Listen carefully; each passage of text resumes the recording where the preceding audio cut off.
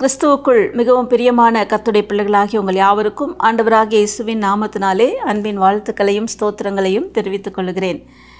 கர்த்தர் இந்த மாதத்திலே நமக்கு நல்ல வாக்குத்தத்தங்களை கொடுத்தார்.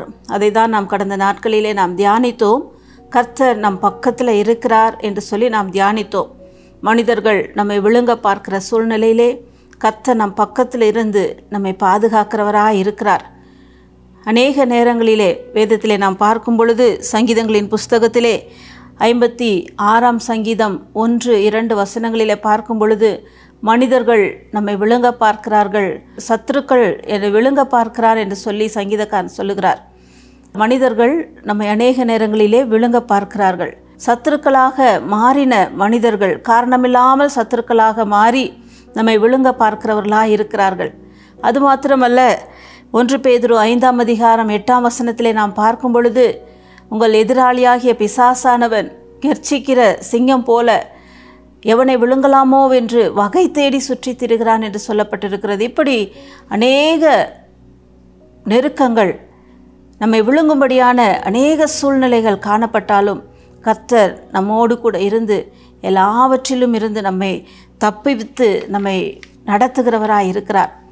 தேவன் நம்மோடு கூட நம் பக்கத்தில் இருக்க வேண்டும் என்றால் நாம் என்ன செய்ய வேண்டும்? நாம் என்ன செய்யும் பொழுது கர்த்தர் நம் பக்கத்தில் இருக்கிறார் அல்லது கர்த்தர் நம்மோடு கூட இருக்கிறார் என்று சொல்லி நாம் வேதத்திலே பார்க்கும் பொழுது ஆமோஸ் தீர்க்கதரிசியின் புஸ்தகம் 5ஆம் அதிகாரம் 14ஆம் வசனத்திலே நீங்கள் பிழைக்கும்படிக்கு தீமையை அல்ல நன்மையை தேடுங்கள், அப்பொழுது நீங்கள் சொல்லுகிறபடியே உங்கள் தேவனாகிய கர்த்தர் உங்களோடே இருப்பார் என்று சொல்லி அந்த வசனத்திலே நாம் வாசிக்கிறோம்.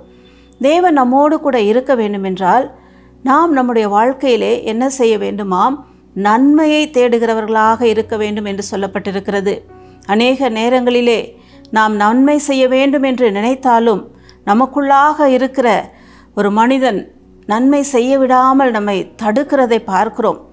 அநேக நேரங்களிலே நாம் மற்றவர்களுக்கு நாம் தீமை செய்கிறவர்களாக, தீமையான எண்ணங்களை கொள்ளுகிறவர்களாக நாம் காணப்படுகிறதை பார்க்கிறோம். அப்படி இருக்கும் பொழுது தேவன் நம்மோடு கூட இருக்க முடியாது. வேதத்திலே நாம் பார்க்கிறோம், சவுல் என்ற அந்த ராஜாவை குறித்து நாம் பார்க்கும் பொழுது ஒரு சந்தர்ப்பத்திலே ஆண்டவர் சவுலை விட்டு விலகி போகிறார். ஏனென்று சொன்னால் சவுலிடத்திலே தேவன் விரும்புகிற நன்மையான காரியங்கள் இல்லாதபடியினாலே சவுலை விட்டு ஆண்டவர் நீங்கி விடுகிறார். அதே நேரத்திலே தாவீதோடு கூட கர்த்தர் இருக்கிறார் என்று சொல்லப்பட்டிருக்கிறது. இந்த தாவீதனுடைய வாழ்க்கையில் பார்க்கும் பொழுது அந்த தாவீது சவுல் ராஜாவினுடைய மருமகனாக இருக்கிறார்.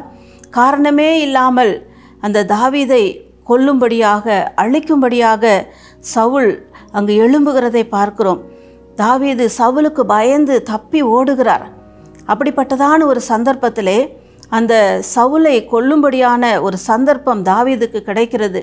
ஆனால் அந்த நேரத்தில் தன்னை கொல்லும்படியாக அழிக்கும்படியாக வகை தேடி கொண்டிருக்கிற சவுலை தாவீது அழிக்காமல் கொலை செய்யாமல் காப்பாற்றுகிறதை பார்க்கிறோம். அந்த இடத்துல சவுல் சொல்லுகிறார், நீ என்னிலும் நீதிமான், நான் உனக்கு தீமை செய்ய நினைத்தேன், ஆனால் நீ எனக்கு நன்மை செய்கிறவனாய் இருக்கிறாய் என்று சொல்லி அங்கு சவுல் தாவீதை ஆசீர்வதிக்கிறதை பார்க்கிறோம். ஆம் பிரியமானவர்களே, நம்மை துன்புறுத்துகிறவர்களாக இருக்கலாம், நமக்கு தீமை செய்கிறவர்களாக இருக்கலாம், நம்மை அழிக்கும்படியாக வகை தேடுகிறவர்களாக இருக்கலாம். ஆனால் கர்த்தர் சொல்லுகிறார், உங்கள் சத்துருக்களை சிநேகியுங்கள், தீமைக்கு தீமை செய்யாமல் தீமைக்கு பதிலாக நன்மை செய்யுங்கள் என்று சொல்லி ஆண்டவர் சொல்லுகிறார். தீமையை நன்மையினாலே வெல்லுங்கள் என்று ஆண்டவர் சொல்லுகிறார். வேதத்திலே நாம் பார்க்கும் பொழுது யோசேப்பை குறித்து நாம் பார்க்கிறோம். ஆதியாகமம் புஸ்தகத்திலே நாம் வாசிக்கும் பொழுது அந்த யோசேப்பினுடைய சகோதரர்கள் அந்த யோசேப்புக்கு விரோதமாக தீமை செய்கிறார்கள். யோசேப்பை அழிக்கும்படியாக அவர்கள் காணப்படுகிறதை பார்க்கிறோம்.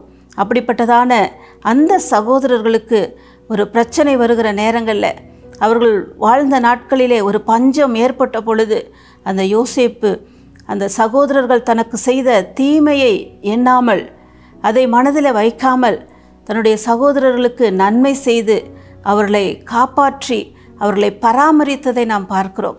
அப்படி செய்த அந்த யோசேப்பை குறித்து பார்க்கும் பொழுது கர்த்தர் யோசேப்போடே இருந்தார் என்று சொல்லப்பட்டிருக்கிறது. பிரியமானவர்களே, யாரெல்லாம் நன்மை செய்கிறார்களோ கர்த்தர் அவர்களோடு கூட இருக்கிறார். நாம் நன்மையை தேடுகிறவர்களாக இருக்க வேண்டும், நன்மை செய்கிறவர்களாக இருக்க வேண்டும். அப்பொழுது கர்த்தர் நம்மோடு கூட இருக்கிறார். கர்த்தர் நம் பக்கத்தில் இருக்கிறார். அவர் எனக்கு தீமை செய்தாரே, அதனால் நான் எப்படி நன்மை செய்ய முடியும் என்று நாம் மாம்சத்திலே நாம் சிந்திக்கிறவர்களாக இராதபடிக்கு நாம் கர்த்தர் சொல்லுகிற வார்த்தையை நாம் கீழ்ப்படிந்து நாம் தீமையை நன்மையினாலே நாம் வெல்லுகிறவர்களாய் நாம் கடந்து வரும் பொழுது கர்த்தர் நிச்சயமாகவே உங்களோடு கூட இருப்பார். உங்களுக்கு உங்களுடைய வாழ்க்கையில் எல்லாவற்றிலும் அவர் உங்களுக்கு மேன்மையை தருகிறவராய் இருக்கிறார் என்று சொல்லி நாம் வேதத்தில் வாசிக்கிறோம். தாவீதோடே கூட இருந்த ஆண்டவர், அந்த யோசேப்போடே கூட இருந்த ஆண்டவர் உங்களோடே இருக்க வேண்டுமென்றால் தாவீதை போல நன்மை செய்கிறவர்களாய் நாம் இருப்போம். யோசேப்பை போல நன்மை செய்கிறவர்களாய் இருப்போம். நிச்சயமாகவே கர்த்தர் உங்கள் பக்கத்தில் இருந்து உங்களோடு கூட இருந்து உங்களை எல்லா நாட்களிலும் அவர் வழிநடத்த போதுமானவராயிருக்கிறார். கண்களை மூடி ஜெபிப்போமா? எங்களை அதிகமாய் நேசிக்கிற எங்கள் அன்பின் பரலோக பிதாவே, இந்த அருமையான வேளையிலும் கூட அப்பா இந்த வார்த்தைகளை கேட்டுக்கொண்டிருக்கிற ஒவ்வொருவருக்காக நாங்கள் ஜெபிக்கிறோம். ஆண்டவரே அப்பா, நீர் எங்களோடு கூட இருக்க வேண்டுமென்றால் நாங்கள் ஆண்டவரே நன்மையை தேடுகிறவர்களாக, நன்மை செய்கிறவர்களாக இருக்க வேண்டும் என்று சொல்லி அப்பா இந்த வார்த்தைகள் மூலமாக எங்களுக்கு கற்றுக் கொடுத்தீர். எங்களுக்குள்ளாக இருக்கிற எல்லா தீமையான எண்ணங்களை எடுத்து போடுவீராக. ஆண்டவரே, நாங்கள் தீமையை நன்மையினால் வெல்லுகிறவர்களாக காணப்பட கர்த்தர் எங்களுக்கு கிருபை செய்யும்படியாய் நாங்கள் ஜெபிக்கிறோம். ஒவ்வொருவருக்கும் அப்படிப்பட்டதான பலனையும் கிருபைகளையும் நீர் தந்தருளுவீராக அப்பா. ஆண்டவரே, அவருடைய இருதயத்தில் இருக்கிற எல்லா ஆண்டவரே பொல்லாத எண்ணங்களை மாற்றி போட்டாப்பா. ஆண்டவரே, பரிசுத்த ஆவியானவர் தாமே நன்மையின் ஆண்டவரே அப்பா எண்ணங்களை அவருடைய வாழ்க்கையிலே அவருடைய இருதயத்திலே நீர் கொடுத்து அவர்களை ஆசீர்வதிப்பீராக. இந்த ஆண்டவரே மாதம் முழுவதும் அவர்கள் பக்கத்திலேயே இருந்து நீர் அவர்களை வழி நடத்தும், ஆசீர்வதியும். இயேசுவின் மூல ஜெபம் கேளும் எங்கள் ஜீவனுள்ள நல்ல பிதாவே, ஆமேன். நன்மை செய்யுங்கள், கர்த்தர் உங்கள் பக்கத்திலேயே இருப்பார். ஆமேன்.